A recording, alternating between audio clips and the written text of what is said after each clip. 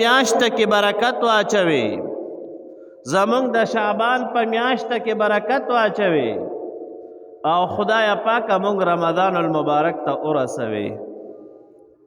ورونو دې پسې یو مبارک میاشت را روانه ده چې هغې ته رمضان المبارک وایي او دا یو بهترین میاشت ده او دا په اسلامی میاشتو کې او قمری میاشتو کې نهمه میاشت رمضان المبارک. نو لہذا دا کومه مبارکه میاشت را روانه ده چې رمضان المبارک ورته ویلی شي، علماء کرام فرمایي د دې مبارکې میاشتې ګورئ آداب دي. آداب یو سړی د روژه نیسي، یو سړی د مونځ کوي، یو سړی د زکات ورکوي، یو سړی د حج کوي، نو د هر څیز خپل آداب دي. دکه رنګې چې څنګه رمضان المبارک را روانه ده او خدای پاک جل شانه دې بارها بارها راولي په مونږه، نو دکه رنګې د دې مبارکې میاشتې آداب دي. علماء کرام فرمایي لکه څنګه چې مونځ عبادت ته، دکه رنګې رمضان المبارک روژه نیول عبادت ته، خو لیکن یو د عبادت کول وي، یو د عبادت قبلېدل وي، یو عبادت کول وي او یو د عبادت قبولیت ته. که یو سړی وایي چې زما عبادت قبول شي، یو سړی وایي زما مونځ قبول شي، یو سړی وایي زما حج قبول شي، یو سړی وایي زما د رمضان المبارک د میاشتې روژې مبارکې قبول شي، یو سړی وایي د جهاد کوم او د جهاد عمل می قبول شي. نو ورونو د هر څیز دپاره به آداب دي. ګورئ چې ادب دې وکړو او د هغې آدابو د خیال وساتلو، نو ستا عبادات په مقبول عند الله وګرځي. د الله پاک جل جلاله په نیز باندې ستا عبادات په قبول وګرځي. او که نه د یو عمل د کولو، د تاسو ته ورونو مثال پیش کړم. مونږ خو الحمدلله مونځ کوو که نه، او که یو سړی ده د مونځ د آدابو خیال یې ونه ساتلو، د مونځ چې کوم آداب دي او د هغې خیال یې ونه ساتلو، نو صحیح ده تا خو مونځ وکړو، خو لیکن داسې مونځ د الله پاک جل جلاله په نیت باندې قبول نه ده. او کم وعده چې په مونځ باندې شوې ده، د کم اجر ملاوېدلو، ثواب ملاوېدلو وعده چې په مونځ باندې شوې ده او تا هغه مونځ ادا نه کو، تا د مونځ د آدابو خیال نه ساتلو، هغه اجر مستحق ته نه جوړېږي، د هغې ثواب مستحق ته نه جوړېږي. دکه رنګې د رمضان المبارک د میاشتې روژه چې نیسي، د هغې ګورې آداب دي، د هغې آداب دي. او علماء کرام رونو یو کله کله د یو وخت د وجې نه د سړي په عمل کې زیاتې راځي، او کله کله د یو مکان د وجې نه د سړي په عمل کې زیادت راځي. زه راته مثال ذکر کړم. مونځ خو مونږ هر وخت کوو الحمدلله، 5 وخته مونځ کوو، خو که چېرې دغه مونځ یو سړی د په کور کې مونځ وکړي، یو سړی د په دا جامع مسجد کې مونځ وکړي، یو سړی د په مسجد نبوي شریف کې مونځ وکړي، یو سړی د په بیت الله شریف کې مونځ وکړي، مونځ ټول یو مونځ ده، د ماسپښین مونځ ده، خو لیکن ځان له چې د کړی ده نو د مونځ د 1 درجه ثواب ده. جمع سره چې د وکړو 27 درجې ثواب شو. په مسجد نبوي شریف صلی الله علیه وسلم کې دی دغه د ماسپښین مونځ ادا کو، نو 50,000 باندې مونځ قبلیږي. دغه د ماسپښین مونځ دی بیت الله شریف کې ادا کو، د په 1 لاکھ باندې مونځ الله پاک جل جلاله اجر ورکوي. د مکان د وجې نه پکې زیادت راغو کو نه، همدغه مونځ ده، خو لیکن مکانونه بدلیږي، نو د مکان د وجې نه هغې عمل ته فضیلت حاصلیږي. یو د ماسپښین مونځ ده، کور کې دې وکړو په 1 درجه به درته ثواب ملاویږي، جمع لراغې جومات کې دې وکړو په 20 درجې به درته ثواب ملاویږي. دغه د ماسپښین مونځ دی مدینه منوره کې مسجد نبوي شریف کې ادا کو یو په 50,000 ملاویږي. دغه مونږ د بیت الله شریف کې ادا کو د یو مونږ ثواب به درته په 1 لاکھ باندې ملاویږي. او کله کله د زمان د وجنه د یو سړي په عمل کې زیادت راځي. د هغې څه مثال نه موږ مونځ کوو که نه الحمدلله. اوس په جمعې مونځ کوو د الله پاک جل شانه په توفیق سره. خو لیکن دا مونځ مو چې وکړو نو یو جمعې ثواب مو ملاویږي. 2 رکعاته فرض مو وکړل د 2 رکعاتو فرض ثواب مو ملاویږي. او که دا 2 رکعاته فرض مو په رمضان المبارک کې وکړل نو د رمضان المبارک د برکت نه به په 80 درجې باندې دا فرض ثواب ورکولی شي. یو سړی ده لکه مونږ نوافل کوو که نه الحمدلله چې راشي جماعت ته نو 2 رکعاته نفل وکړي نو د 2 رکعاتو نفل ثواب به درته ملاویږي. او که دغه مسلمان راغو او پر رمضان المبارک کې 2 رکعاته منځ کو جناب نبی کریم صلی الله علیه وسلم مبارک فرمایي دغه مسلمان ته به د 2 رکعاتو فرض او ثواب ملاویږي. دا د زمان د وجنه د زمانه د وجنه یعنی زمانه بدله رمضان المبارک میاش راغه نوافل په پردو باندې ثواب ملاویږي فرض په 80 درجه باندې ملاویږي. خو لیکن نور علماء کرام فرمایي ښا چې څنګه ګوره ثواب زیات تدک کرانګي ګوره ګنام ډبل. یو سړی د شراب نوشي کوي خدای نه خواسته شراب سکي کور کې سکي نو یو جرمه ده او جمعات کې الیاذ بالله کو چا وسکل دبل جرمه ده او الیاذ بالله کو بل او مبارک مقام کې دی غینا او به دی غینا دا مبارک مقاماتو کې وسکل نبی ابو لوی جرم بي دی غینا. لکه څنګه چې د زمان د وجنا د مکان د وجنا په عبادت کې زیادت راځي د کرانګي په ګناه کې زیادت راځي. ګوره نو که یو سړی دا د رمضان المبارک په میاشت کې شراب وسکل الیاذ بالله خدای نه خواسته ګناه یو که په رمضان المبارک کې د رمضان المبارک په میاشت کې ګناه وکا نو څنګه چې سزا ګناه ثواب ډیر ده د کرانګي ګوره سزا هم ډیر ده. نو علماء کرام فرمایي آداب د رمضان المبارک سدي د رمضان المبارک آداب دادي چې یو سړی دا ځان پکې د غیبت نه وساتي ځان پکې د غیبت نه وساتي. علماء کرامو ډیر آداب ذکر کړی دي ښا لکه څنګه چې یو مسلمان د خوراک نه روژه ده د یو مسلمان د څښاک نه روژه ده د یو مسلمان د جما کولو نه روژه ده د کرنګ به د مسلمان د سترګوم روژه وي د کرنګ د مسلمان د غوږونو بوم روژه وي د کرنګ د مسلمان د ژبې بوم روژه وي. او څنګه چې د خوراک نه منې کېږي د کرنګ به مسلمان د ژبه د غیبت نه محفوظ ساتي د کرنګ به مسلمان د سترګې د بد نظرۍ نه محفوظ ساتي د کرنګ به مسلمان د خپل غوږونه د غیبت اورېدلو نه محفوظ ساتي. رونو دې ته به روژه ویلی شي. ګورئ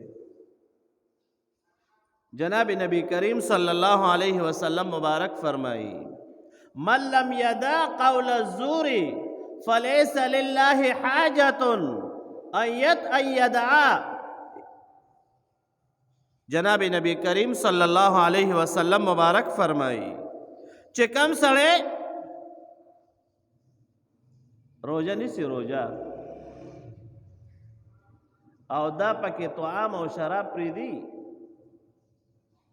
خو لیکن د پکې ګناه نه د پریشي ګناه پکې د نه د پریخي نو خدای پاک جل شانه ستا په لوږې باندې څه کوي خدای پاک جل شانه ستا په تنده څه کوي. او بل رونو یو په آدابو کې علماء کرام دا ذکر کوي چې ګوره حلال مال کوشش وکړو روژه خو نیسو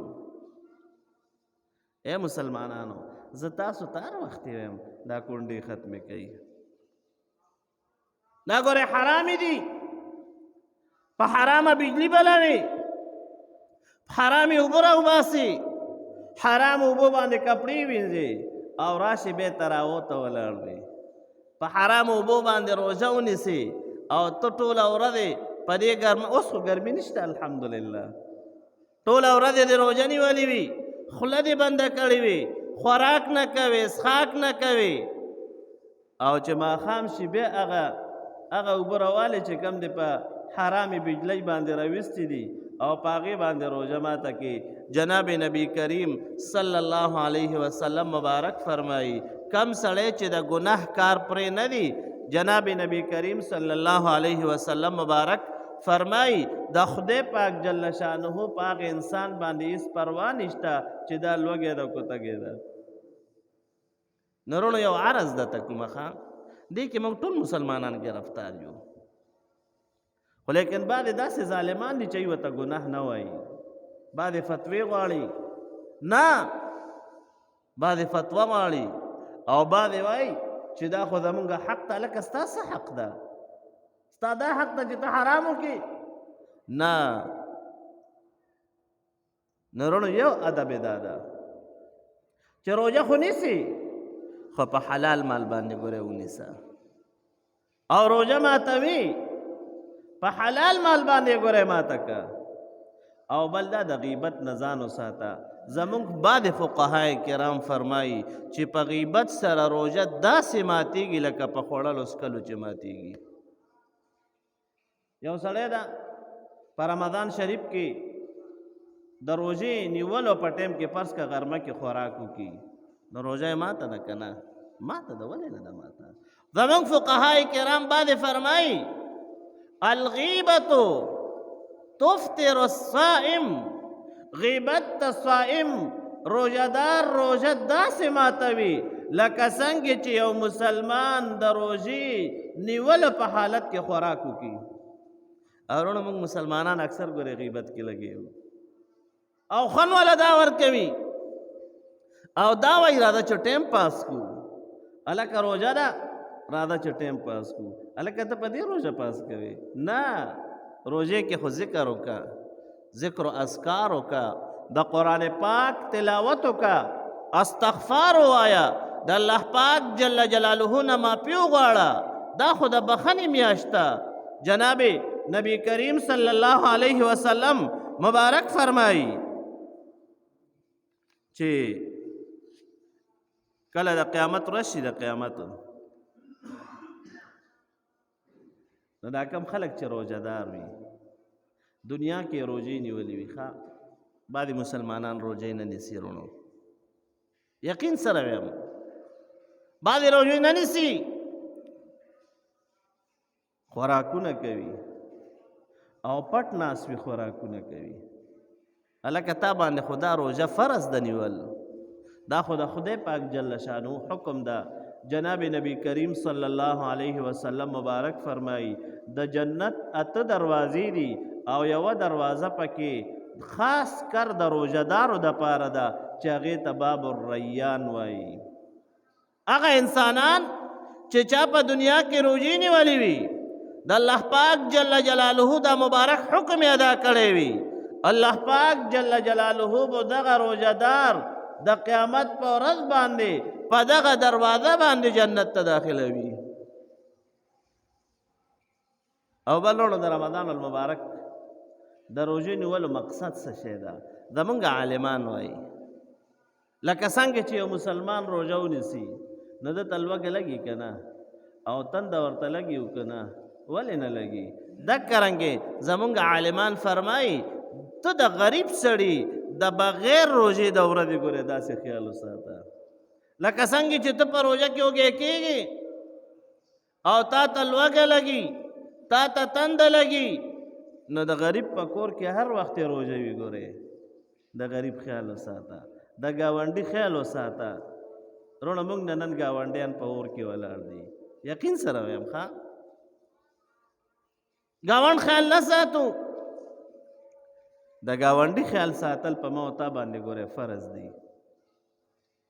د ګاونډي خیال په موتا باندې ساتل دی هغه دا ګوره فرض دی. نو علماء کرام فرمایي د روژې نه یو مقصد دا ده چې څنګه سړی په رمضان المبارک کې روژه ونیسي او دته لوږه او تنده لګي او دته په هغې باندې تکلیف محسوسیږي، نو د دې نه د غریب ګورې خیال وساته.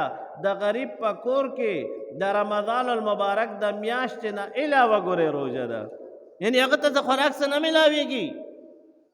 لہذا ته د هغه خیال وساته چې د ما د مسلمان رور دته تکلیف ته دا اوږې ده، دته تنده لګېدلې ده، لہذا د هغه خیال وساته.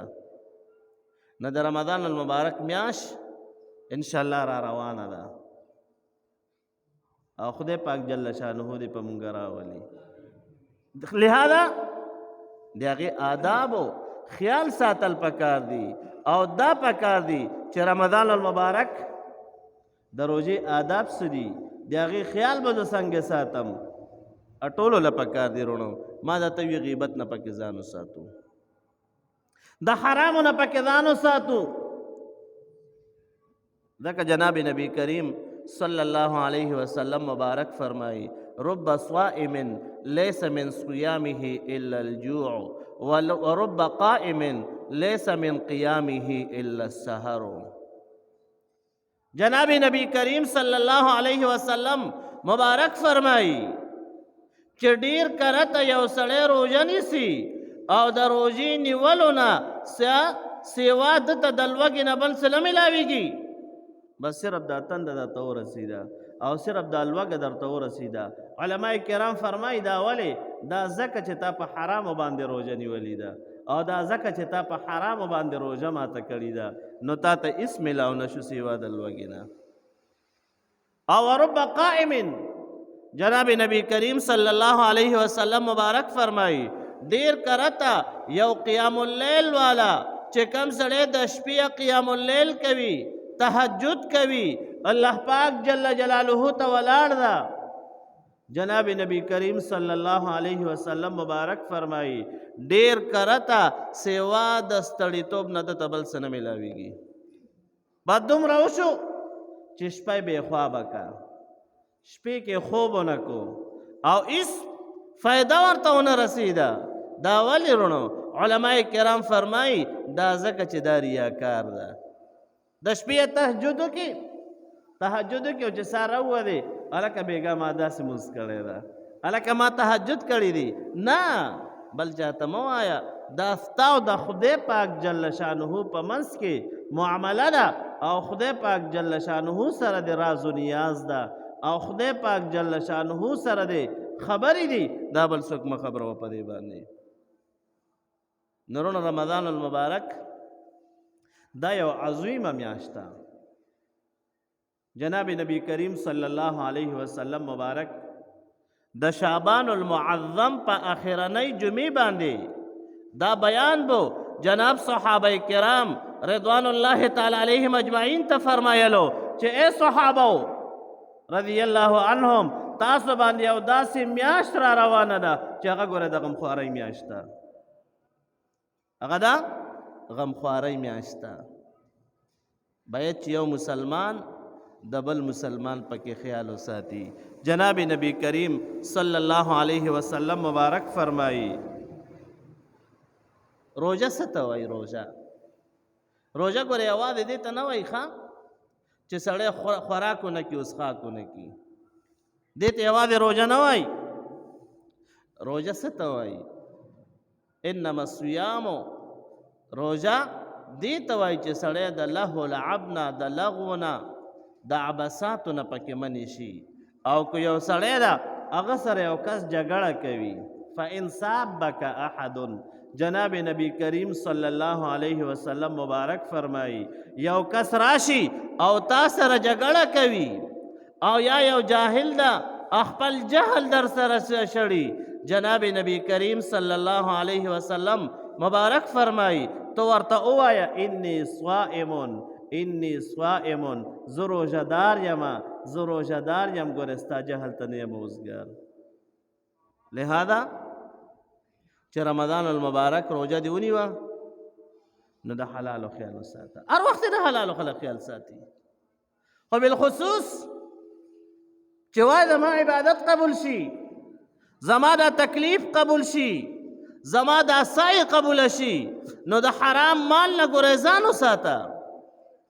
او ورو زه تاسو ته بار بار وایم کو چا ګوره په حرامې بجلی باندې روژه ونیوه نو روژه بیا به داسې حالت وي. نو ټولو له پکار دی چې آداب د رمضان المبارک خیال وساتلی شي. او بل دا چې د نافرمانیانو نه پکې ځان وساتلی شي. سړی پکې ځان د ګناه نه بچ وساتي. د رمضان المبارک نه مخکې د ګناه کوله، د رمضان المبارک نه مخکې د منځونه نه کول، د رمضان المبارک نه مخکې د قرآن پاک تلاوت نه کولو. لیکن کله چې د رمضان المبارک میاشت در باندې راغه نو اوس خو د ګناه نه ځان وساته که نه. اوس خو او رمضان ته رمضان ولې وایي؟ علماء کرام فرمایي رمز په عربی کې سوځېدلو ته ویلی شي. رمز سوځېدل. نو څنګه چې رمز سوځېدلو ته ویلی شي دکه رنګې چې کم مسلمان په رمضان المبارک کې د رمضان المبارک روژې ونیسي الله پاک جل جلاله د انسان ګناهونه سیزي. د دې مسلمان چې مخکې کم ګناهونه کړي دي الله پاک جل جلاله د دې رمضان المبارک په برکت سره ګناهونه سیزي. رونه دا دومره مبارکه میاشت ده او ما او تا ته ګورې د دې ډېره فایده ده. د رمضان المبارک د روژې نیولو جناب نبی کریم صلی الله علیه وسلم مبارک فرمایي کله چې د قیامت ورځ شي، کله چې د قیامت ورځ شي او د حساب کتاب د پاره میدان جوړ شي، زمونږ ټولو دا ایمان ده چې حساب کتاب وکیږي او خدای پاک جل شانه به د انسانانو نه حساب اخلي. قرآن پاک کې الله پاک جل جلاله فرمایي ونضع الموازین القسط لیوم القیامة فلا تظلم نفس شیئا وإن كان مثقال حبة من خردل اتینا بها وکفا بنا حاسبین. خدای پاک جل شانه فرمایي موږ به د قیامت په ورځ باندې تلې ودرو، نسب وکړو او د انسانانو اعمال بتلو. او که یو انسان د ورید دانی عمر عمل کړی وي، خې کړی وي که بدې کړی وي، هغه عمل به راوړي میزان دې تلې ته او هغه الله پاک جل جلاله فرمایي وکفا بنا حاسبین او مونږ کافي ګوره حساب کوونکي. دلته خورونه مونږ اوخان په بړې وایو که نه؟ دلته اوخان په بړه کوو او وایو چې څه پته لګي معاذ الله دا څوک وایي. الله پاک جل جلاله فرمایي اتینا بها مونږ کو د ورید دانی عمره چې عمل کړی وي هغه عمل به راوړو وکفا بنا حاسبین او مونږ حساب کوونکي کافي یو. نورونو کله چې میدان محشر شي او د انسانانو اعمال تللی شي او طول شروع شي دکه ټیم کې به روژهدار چې چا په دنیا کې روژې نیولې وي هغوی ته به الله پاک جل جلاله فرشتو ته وفرمایي چې دی ته یو دسترخوان خور کوي، هغوی به خوراکونو کې لګوي او حساب کتاب به شروع وي. رونه دا د رمضان المبارک د روژو برکت ده. هغوی به د حساب کتاب نه خبرېږي هم نه او داسې حساب کتاب وشي چې د خوشحالو په حالت کې وشي. هغوی به په خپلو ماکولاتو کې لګوي، مشروباتو کې به لګوي، خپل خوراکونو کې به لګوي. دا د څه وجې نه؟ دا د رمضان المبارک د میاشتې د فضیلت د وجې نه. او ورونو ګورئ کو دا روژه چا وخوړه ښه بعضې خلک وي که نه رمضان المبارک صرف خدای پاک جل شانه فرمایي فمن شهد منکم الشهر فلیصمه. څوک چې تاسو ته د تاسو نه دې مبارکې میاشتې ته حاضر شو یعنی دا مبارکه میاشت پرې راغه فلیصمه بیا د دې میاشتې روژې ونیسئ. او یو سړی د په حالت ته سفر کې ده او مسافر ده او روژه نشي نیوی یا نیوی شي یا نشي نیوی خو اجازت ته ورته مسافر ته چې روژه خوړلی شي. او یا یو سړی بیمار ده داسې بیمار ښه هسې نه چې ځان په خپله بیمار کې ګورئ. بعضې مسلمانان زمونږ داسې دي رونو د رمضان المبارک میاشت راشي بیا به هسې د روغو ډاکټر له لاړ شي او ځان سره به یې دومره پارچه راغستې وي وایي ما ته ډاکټر ویلي چې ته بیمار یې. نه دې ته بیمار نشي ویلی. رونو که یو مسلمان د رمضان المبارک روژه وخوړه قصدن عمدن بلا عذره علماء کرام فرمایي دا به د دغې یوې روژې په مقابله کې 2 میاشتې روژې بیا نیسي.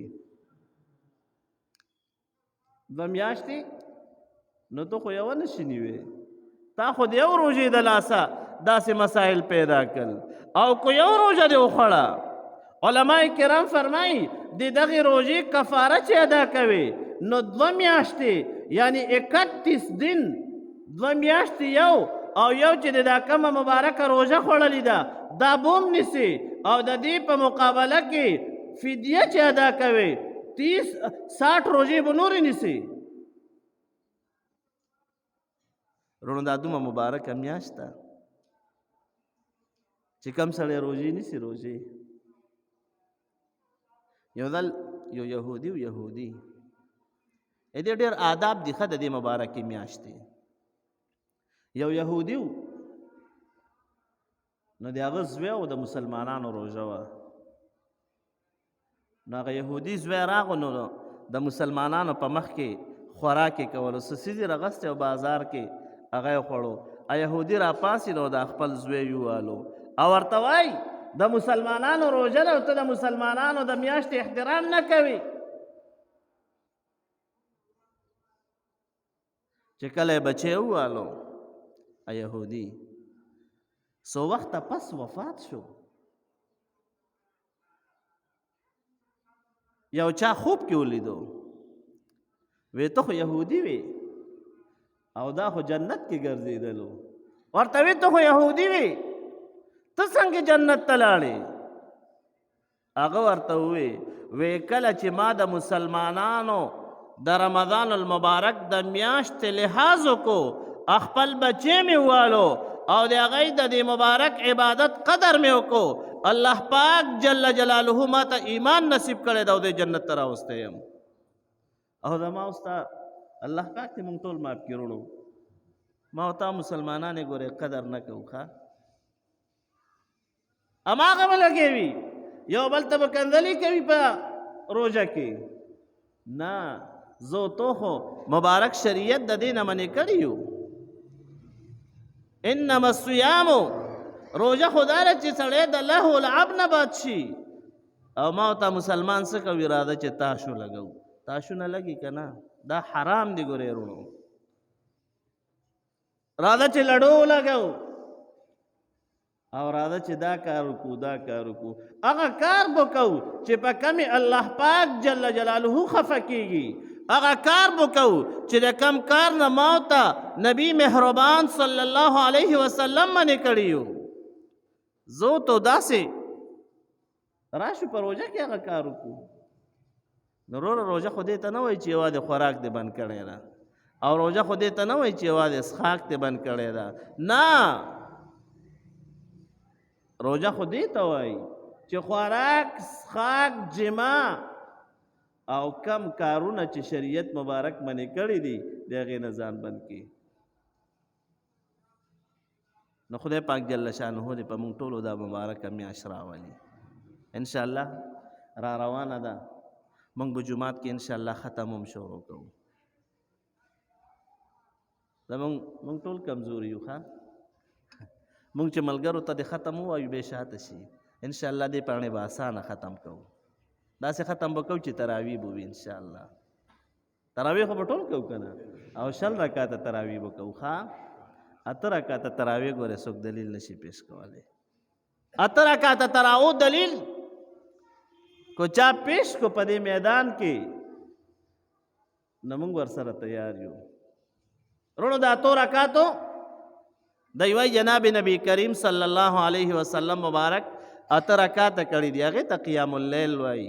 او 8 رکعات یې کړي دي خو هغه په رمضان المبارک کې او په غیر رمضان کې په دواړو کې کړي دي. نو تراویح خو موږ صرف د رمضان المبارک په میاشته کې کوو، بله میاشته کې خو نه کوو. لہذا تراویح چې کوو 100 رکعاته تراویح به کوو انشاءالله. او دا د جناب سیدنا عمر فاروق رضی الله تعالی عنه مبارک عمل ده او د تمام صحابه کرامو رضوان الله تعالی علیهم اجمعین اجماع ده. او جناب نبی کریم صلی الله علیه وسلم مبارک فرمائی علیکم بسنتی وسنت الخلفاء الراشدین المهدیین عضوا علیها بالنواجذ وإياكم ومحدثات الأمور فإن كل محدثة بدعة وكل بدعة ضلالة وكل ضلالة في النار.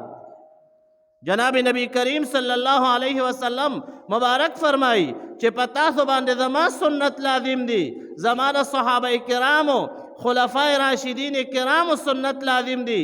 او خلیفہ راشد سیدنا عمر فاروق رضی الله تعالی عنہ هغه خلیفہ راشد ده. پیغمبر علیہ السلام مبارک فرمائی دای په هدایت باندې دي، د دای په مبارکو سنتو باندې عمل وکئ او داسې عمل پې وکئ عضوا علیها بالنواجذ. اے په دې نواجذو غاښونو باندې پې چکو لګوئ، دې باندې چې یو څیز باندې چکو لګي بیا ترې نه خلاصې ډېر ګران ده. یعنی په دغې مبارکو سنتو داسې عمل وکئ. نو انشاءالله 100 رکعاته تراویح به نه پرېږدو او جومات ته به راځو. ورونو چې 100 رکعاته مونځ دی وکړو تراویح نو داسې ده لکه 100 رکعاته فرض دی وکړل، دومره ثواب به درته میلاویږي. او چې فرض دی وکړل په رمضان المبارک کې دومره اجر به درته الله پاک جل جلاله درکړي لکه 80 کرته دې دا فرض کړي وي. نو ورونو دا خو د نعمتونو، دا خو د باران د شیبو میاشته او د خدای پاک جل شانه د احساناتو د ورېدلو میاشته. او قسم د کوچاته پیدا وانه غسته سیوا د بدبختی نو بل څه نشي کېدلی. الله پاک جل جلاله دې مونږ ټولو ته د دې مبارکې میاشتې د احترام کولو توفیق را نصیب کړي او د دې مبارکې میاشتې چې کم فضایل دي او کم بارانونه د رحمت پکې ورېږي الله پاک جل جلاله دې مونږ ټول د دې مبارکې میاشتې د هغې نعمتونو مستحق وګرځوي. واقول قولي هذا استغفر الله لي ولكم.